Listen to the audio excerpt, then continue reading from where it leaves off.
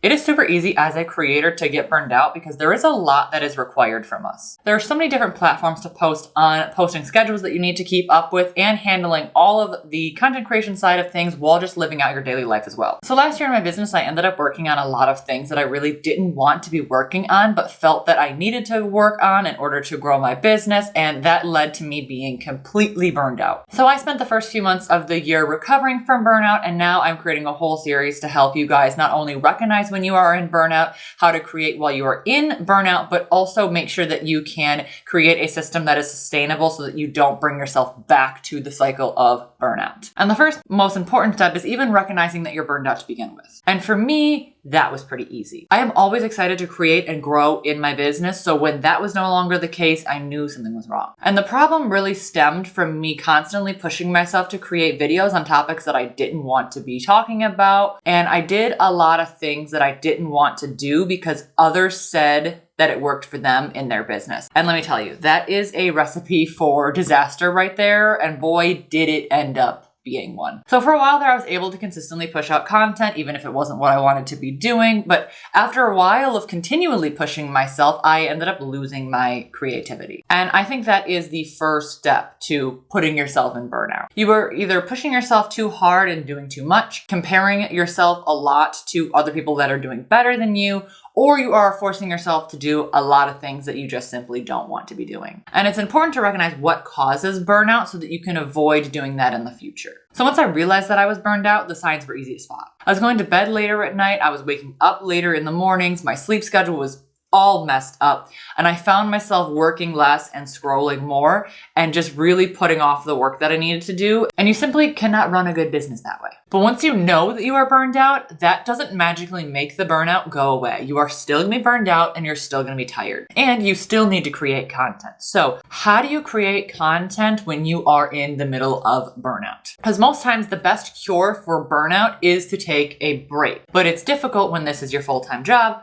like it is mine. I have to balance trying to heal the burnout with still continuing to create because I don't really have much of a choice. I still have to create content. Unfortunately, though, sometimes you have to take a step back no matter what. So that was the unintentional first step that I took at the end of last year. I really took a break without realizing that I did it, or not even realizing that I did it. Like I knew I wasn't posting, but I didn't really have a choice, because all of the creativity was just sucked from my body and I couldn't force myself to create anymore because I had been forcing myself to create for so long. You cannot fool your body into doing things that it does not want to do. If you go so hard and you know that you need to slow down, but you don't, and you end up sick, like that kind of thing, like your body will slow you down whether or not you like it. So you have to consistently take breaks, because if you don't take a break, your body will make you take a break. And for me, that came in the form of no longer being able to create content, because I just could not force myself to do it anymore. I wasn't getting the video ideas.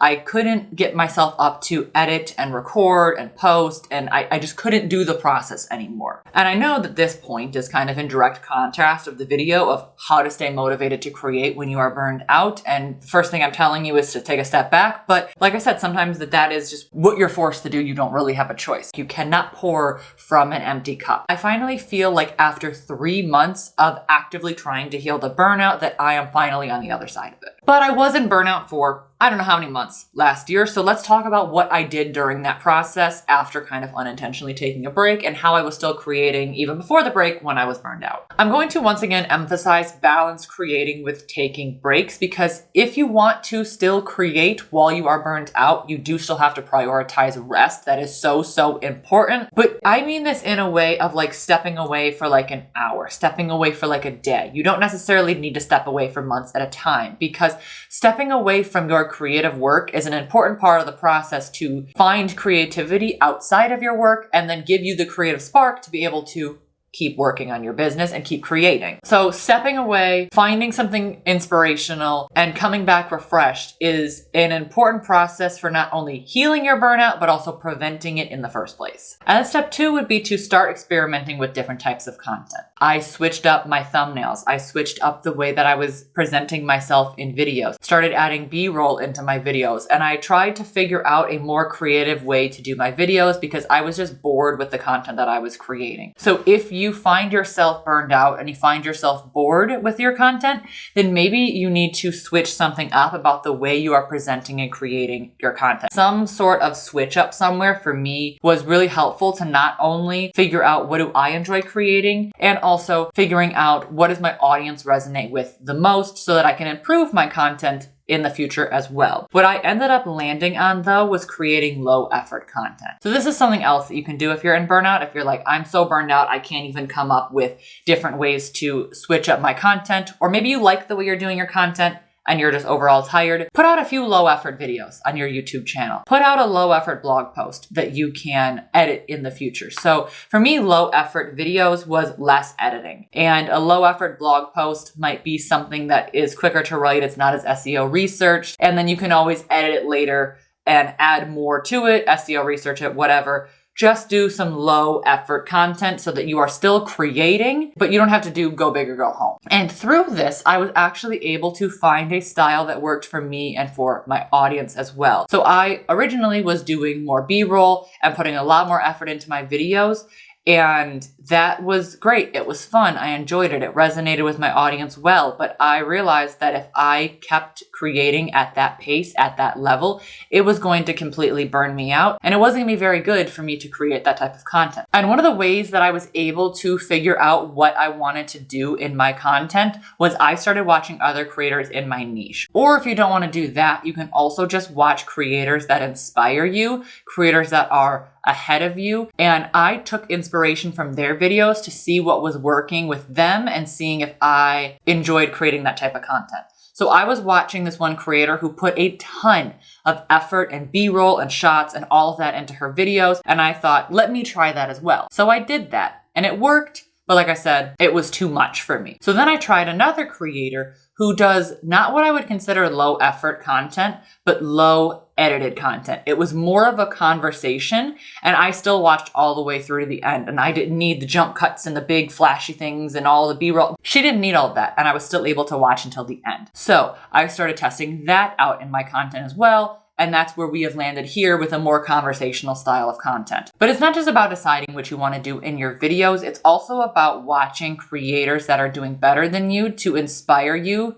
to get you out of that burnout. But you have to go into this with a good mindset. If you go into this with a crappy mindset of, I am never going to achieve what they have. They're so far ahead of me. I'm never going to get there. It's impossible for me. All that different stuff. That's going to burn you out even more instead of healing your burnout and inspiring you. So when I watched creators, I was watching with a mindset of, look at what is possible. Look at all of what they were able to achieve doing what I want to do. If they can do it, then that's possible for me as well. I was using them as a source of inspiration, not as proof of I can't do what they're doing because they're so far ahead of me and I'll never reach that. It's also important to remember that healing your burnout is not a game. It's not something that you can rush, especially if it's something that you have been dealing with for a while. If you have run on empty for a long time, it's going to take time not only for you to heal, but also build yourself back up. And once you do get out of burnout, don't speed run your way into being burned out again because you have to catch up because you took a break or you weren't doing as much or whatever. Because this is what I used to do years ago. I would go super hard, work like crazy, and burn out. And then I would guilt myself the entire time that I was so burned out I couldn't work. And I never actually gave myself that mental break. And when I could finally